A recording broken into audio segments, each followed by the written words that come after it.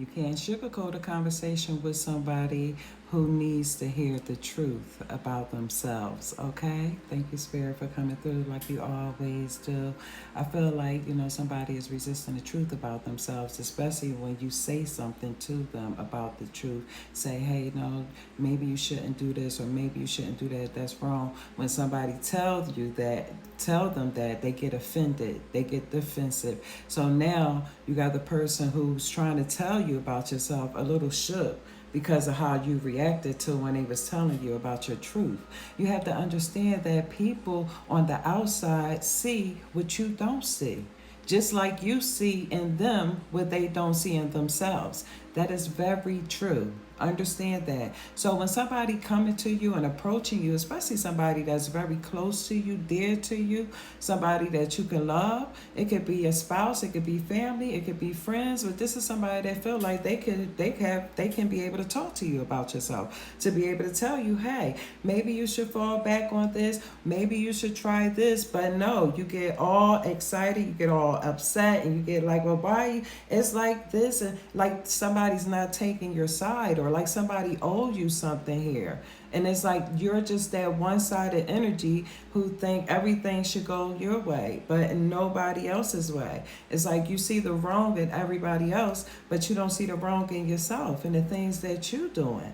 That's not fair to everybody around you. Everybody have a story to tell. There are always two sides of a story, especially when you got some type of conflict going on or some type of argument, some type of involvement, some type of things like that. It's always two sides of a story. Listen to me. It's even two sides of a story when you by yourself and you hear in spirit, okay? So trust and believe that, okay? Understand that. It's always two sides of the story. It's never one side of the story. So don't be so one-sided here, okay?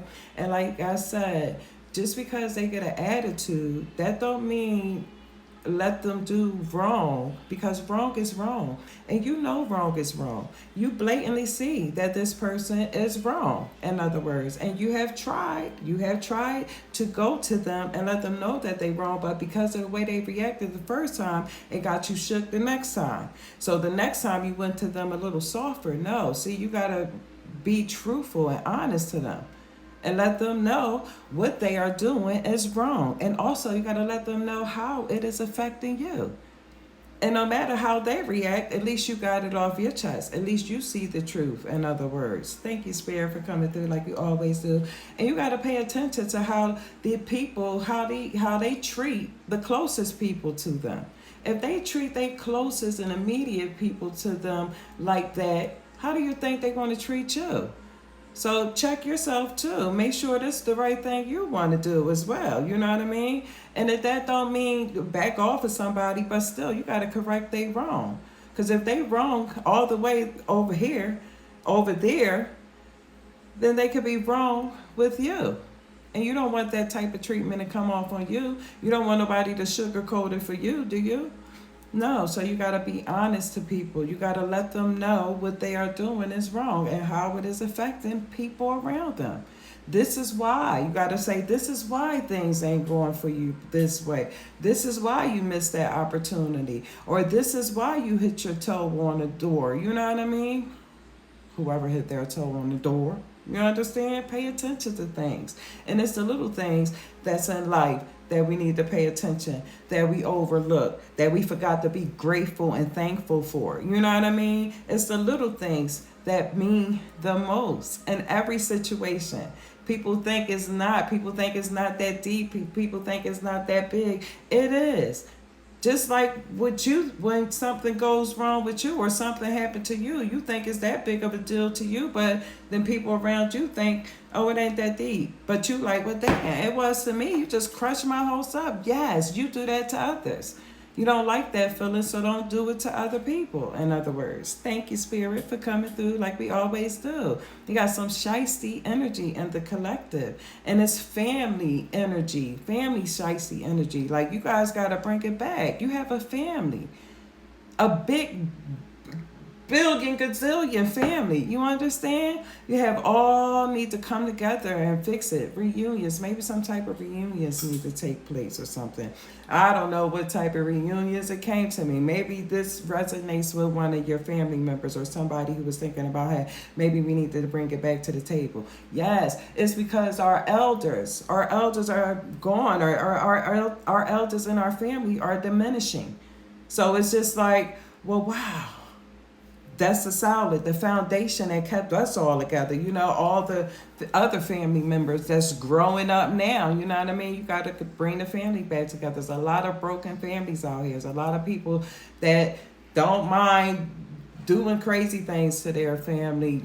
It's for things. That's not right. You know what I mean? You got to be good to each other. You got to love each other. You got to pray for each other, uplift each other, stop fighting each other, stop putting each other down.